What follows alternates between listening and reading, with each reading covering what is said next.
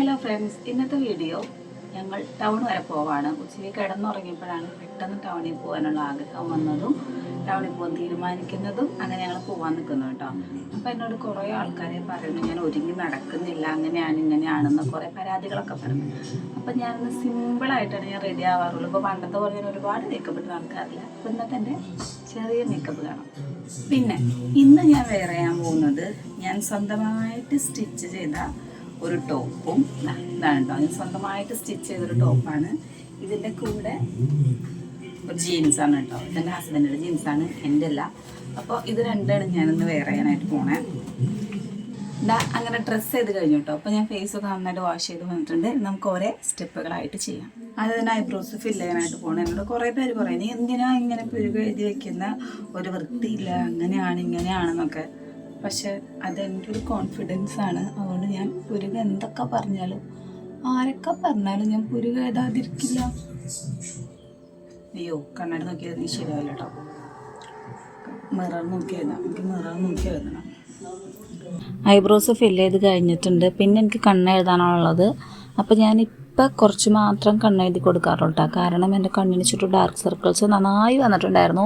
ഇപ്പോൾ കുറച്ച് കുറഞ്ഞിട്ടുണ്ട്. അപ്പോൾ അതുകൊണ്ട് ഞാൻ കണ്ണങ്ങനെ നന്നായിട്ട് എഴുതി കൊടുക്കാറില്ല. പക്ഷേ ഇന്ന് ഞാൻ താഴെയും മേലെ നല്ല അടിപൊളിയായിട്ട് കണ്ണെഴുതി കൊടുക്കാനാണ് കേട്ടോ തീരുമാനിച്ചിട്ടുള്ളത്. അപ്പോൾ അത് ആ കണ്ണെഴുതാനായിട്ട് പോകുന്നുണ്ട്. ഡാസിലറിൻ്റെ ഐലൈനറായിട്ട് എടുത്തിട്ടുള്ളത്. ശിങ്കാറാണ് ഞാൻ ഫസ്റ്റ് ടൈമൊക്കെ യൂസ് ചെയ്തിട്ടുണ്ടായിരുന്നത്. പക്ഷെ അതിന് ഭയങ്കര കളറായതുകൊണ്ട് അത് വാഷ് ചെയ്യുമ്പോൾ പോകുന്നില്ല. അങ്ങനെ ഞാനത് നിർത്തിയിട്ട് ഇപ്പോൾ രണ്ടാമത് ഡാസിലർ തന്നെ യൂസ് ചെയ്യാൻ തുടങ്ങിയേക്കാണ്. അപ്പോൾ അതാ ഞാൻ കണ്ണെഴുതുന്നുണ്ട്. ഇനി കണ്ണെഴുതി കഴിഞ്ഞിട്ട് നമുക്ക്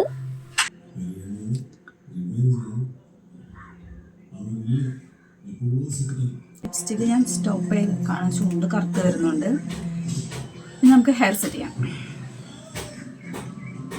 കണ്ണൊന്നും ചെറുതായിട്ട് അവിടെ പറയുന്നുണ്ട്. സെറ്റ് ചെയ്ത് കൊടുക്കുന്നുണ്ട് കേട്ടോ. നമുക്ക് നോക്കാം. 2 വർഷത്തിലധികമായിട്ട് ഞാൻ ഈ കോംബ് യൂസ് ചെയ്യുന്നത്. എന്ന് പറഞ്ഞാൽ എൻ്റെ മുടി വളരുന്നു എന്ന് ഞാൻ പറയില്ല. ഇതെൻ്റെ ഫേവറേറ്റ് കോമ്പാണ്. അയ്യോ, ഇതിങ്ങനെ ആയിക്കൊണ്ടിരിക്കുകയാണല്ലോ. ഹെയർ സെറ്റ് ചെയ്ത് കൊടുക്കാം കേട്ടോ. മുടി കുറേ ഉണ്ട്. എല്ലാവരും പറയും മുടി ആകെ ഇത്രയല്ലേ ഉള്ളൂ, പിന്നെ എന്തിനാ കെട്ടാൻ കുറേ സമയം.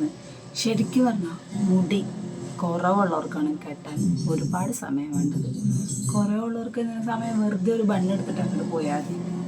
ഹെയറൊക്കെ സെറ്റ് ചെയ്ത് കഴിഞ്ഞു. വെറുതെ ഒരു ബണ്ണ് ഇട്ടിട്ടുള്ളൂ കേട്ടോ. ഇനി എനിക്ക് ചെയ്യാനുള്ള കാര്യം മാലയാണ്. അപ്പോൾ ഞാൻ കുറേ നാളായിട്ട് വാങ്ങി വെച്ചിട്ട് എനിക്കങ്ങനെ ഇടാൻ പറ്റാത്തൊരു മാലയാണ് കേട്ടോ. ഒറ്റ ഇതാണ്ട് ഞാൻ ഇട്ടിട്ടുള്ളൂ. അപ്പോൾ അത് ഈ ഒരു ലോക്കറ്റ് വരുന്ന ഒരു മാലയാണ്, റോസ് ഗോൾഡ് കളറ്.